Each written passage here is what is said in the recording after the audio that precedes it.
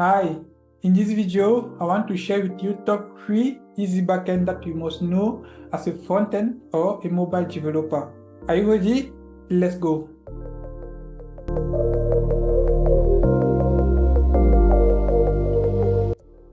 So let's start with the first category.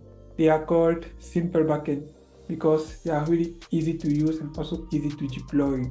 So for that, you don't need to care about the MVC architecture like in other backends like Django or .NET Core or Spring Boot. You just write down what you need and only what you need, and the same day you can get those kind of backend already done. For that, if you already know Python, so I would advise you to use Flask, or if you already know JavaScript or Node.js, then I would advise you to use Express. So let's continue with the second category.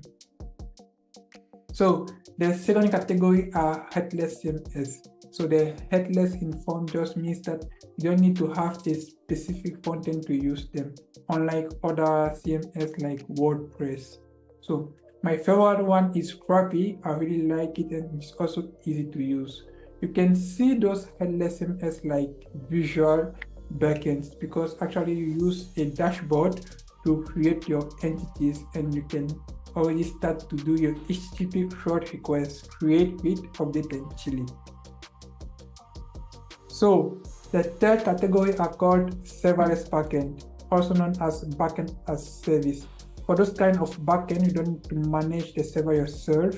A company like Google or Amazon will do it for you, and just have to focus on your code. It's also easy to use, and also the same day you can write your first serverless backend. My favorite one is Firebase, but there's also another one, Superbase, that is new and I really like it too, and I really encourage you to just test it. I now have a question for you.